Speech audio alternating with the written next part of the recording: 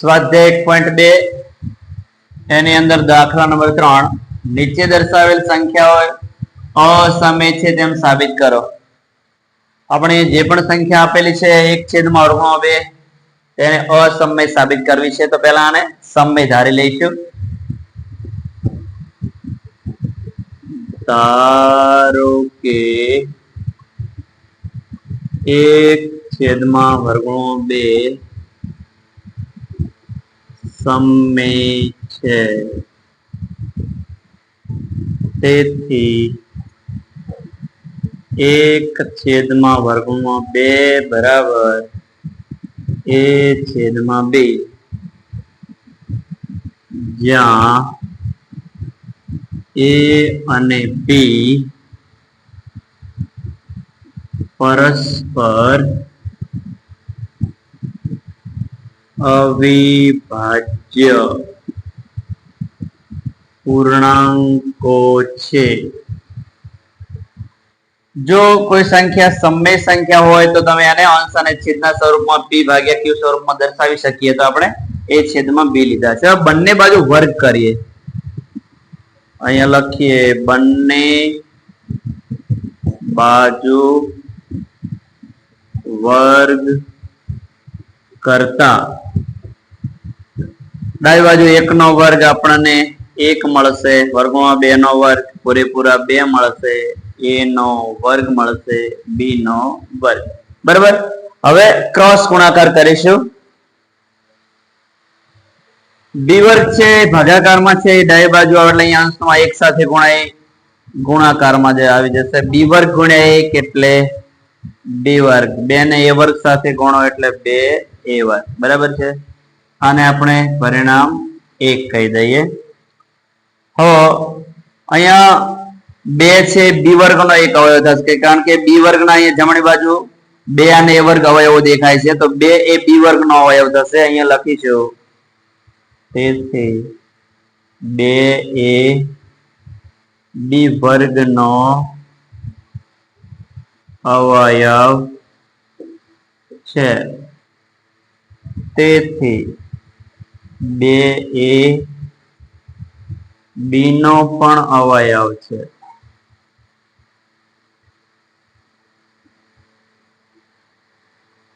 અહીંયા કારણ લખીએ. પ્રમેય 1.2 પ્રમેય 1.2 ઉપરથી આપણને ખબર પડે છે કે 2 એ b વર્ગનો અવયવ હોય તો 2 એ b નો પણ અવયવ છે. હવે b નો 2 સિવાયનો પણ કોઈક અવયવ હોય જ તો એના માટે આપણે અહીંયા c ધારી લઈએ. જો ધ્યાન આપજો પૂરેપૂરું. ધારો કે b બરાબર 2c જ્યાં c કોઈ પૂર્ણાંક છે. અહીંયા c પણ કોઈ પૂર્ણાંક સંખ્યા છે એ આપણે ધારી લઈશું. હવે અહીંયા જેમ અહીંયા બંને બાજુ વર્ગ કર્યો તો એમ અહીંયા પણ બંને બાજુ વર્ગ કરીશું. અહીંયા લખીએ બંને બાજુ વર્ગ કરતા. તો અહીંયા ડાબી બાજુ વર્ગ કરીએ તો b નો વર્ગ થશે, જમણી બાજુ 2 નો વર્ગ 4 અને c નો વર્ગ. હવે જો b વર્ગ બરાબર આપણી પાસે કંઈક છે. પરિણામ 1 ની અંદર b વર્ગ બરાબર જે 2a વર્ગ આપેલા છે અહીંયા b વર્ગ ની જગ્યાએ લખી દઈશું. તો અહીંયા લખીએ તેથી 2a વર્ગ b વર્ગ ની જગ્યાએ 2a વર્ગ બરાબર 4c વર્ગ. અહીંયા પણ કારણ લખી દઈએ. પરિણામ 1 પરથી બરાબર આ જે આવ્યું છે પરિણામ 1 ઉપરથી આવ્યું છે. બગડાને અહીંયા નીચે લઈ જઈએ. છેદમાં ગુણાકારમાં છે ભાગાકારમાં જશે. 4/2 c નો વર્ગ 2 2 4. તેથી a વર્ગ બરાબર 2c વર્ગ. અહીંયા પણ 2 એ a વર્ગ નો અવયવ થશે. તેથી 2a એ વર્ગનો અવયવ છે, તેથી 2a એનો પણ અવયવ છે.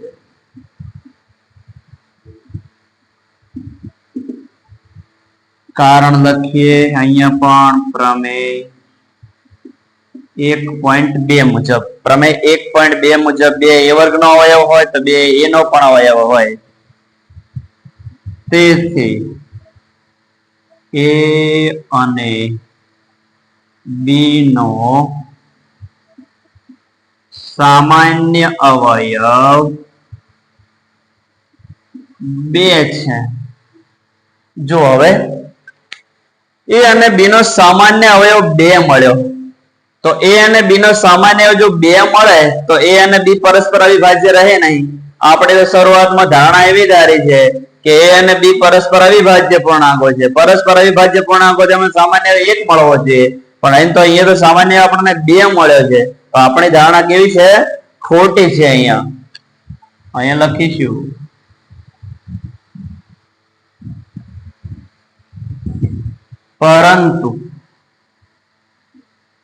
પરંતુ a અને b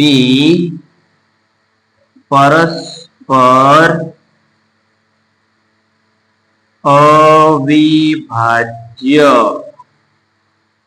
અવિભાજ્ય પૂર્ણાંકો છે.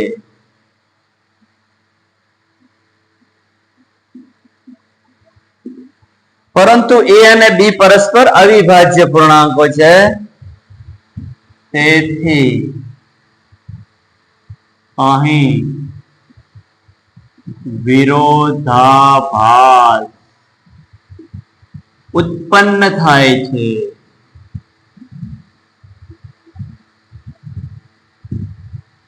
તેથી અહીં વિરોધાભાસ ઉત્પન્ન થાય છે. તેથી આપણી ધારણા ખોટી છે.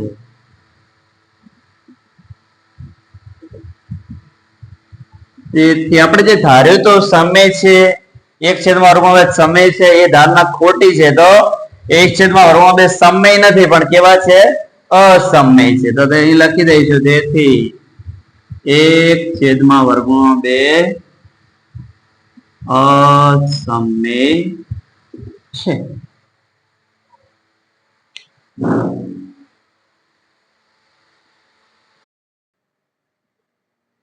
દાખલા નંબર 3 એનો બીજો 7/5 છે એને અસમય સાબિત કરવા છે. પહેલા આને સમય ધારી લઈએ. ધારો કે 7/5 સમય છે, તેથી 7/5 બરાબર a/2. સમય હોય ત્યારે અંશ અને છેદના સ્વરૂપમાં દર્શાવી શકાય. અહીંયા લખીશું જ્યાં a અને b પરસ્પર અવિભાજ્ય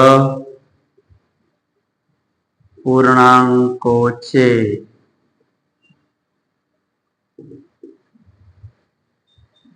તેથી હવે 7 ગુણાયેલા છે, જમણી બાજુ એટલે ભાગાકારમાં જશે, તો √5 બરાબર a/7b. હવે જો a અને b પૂર્ણાંકો છે એટલે a/7b સમય સંખ્યા થશે. a અને b પૂર્ણાંકો હોવાથી a/7b સમય છે. તેથી √5 પણ સમય છે. હવે જો જમણી બાજુ છેદમાં 7b સમય છે અને √5 છે અસમય છે, આપણે સાબિત કર્યું છે. તો અહીંયા ડાબી બાજુ અને જમણી બાજુ સરખી નથી મળતી, વિરોધાભાસ ઉત્પન્ન થાય છે. અહીંયા લખીશું પરંતુ √5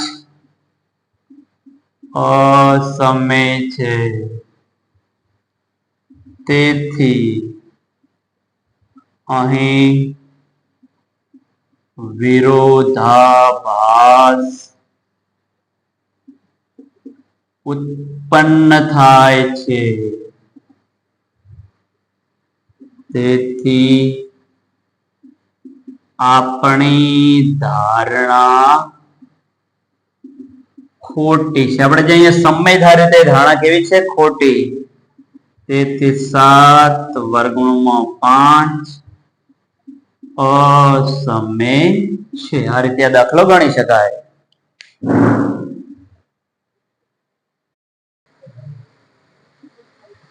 દાખલા નંબર 3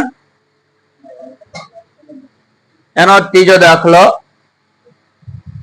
6 વત્તા વર્ગમૂળમાં 2. આને આપણે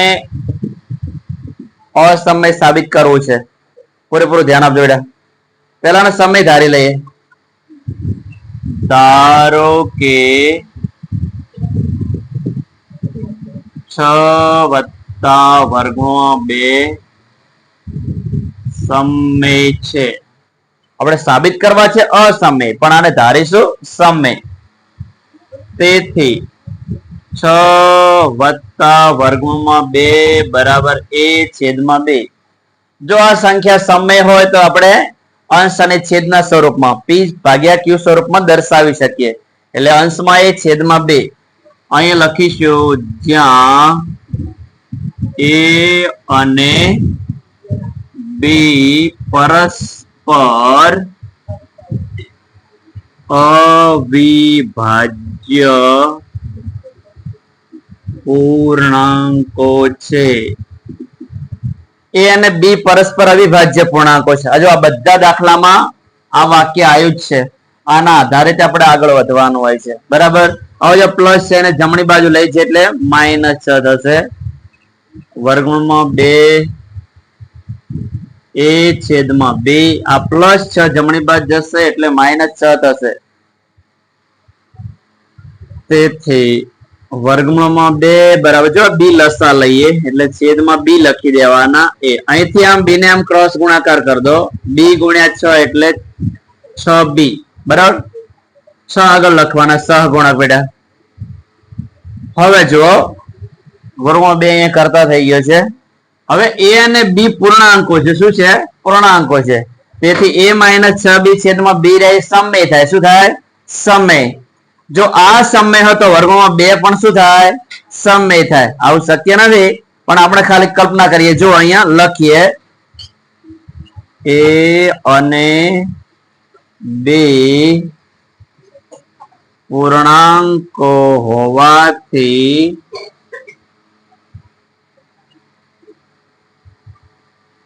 a - 6b છેદમાં b સમય છે. ભાઈ a અને b પૂર્ણાંકો હોવાથી a - 6b છેદમાં b સમય છે. જો આ જમણો ભાગ સમય હોય તો અહીંયા વચ્ચે બરાબરનું ચિહ્ન હોવાના કારણે વર્ગમૂળ 2 પણ સમય થાય. તેથી વર્ગમૂળ 2 સમય છે.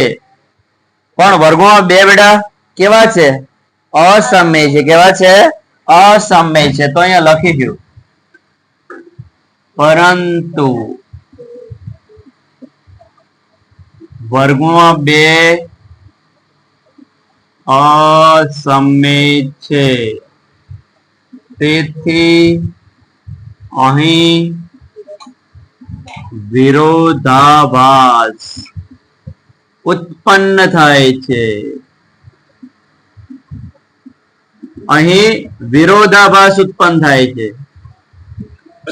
તેથી આપણી ધારણા ખોટી છે. જે આપણે અહીંયા ધાર્યું હતું કે 6 વત્તા વર્ગમાં 2 સમય છે, એવી ધારણા આપણી કેવી છે? ખોટી છે. તેથી 6 વત્તા વર્ગમાં 2 અસમય છે. ઓકે, આવડી જાય? હવે રેડી?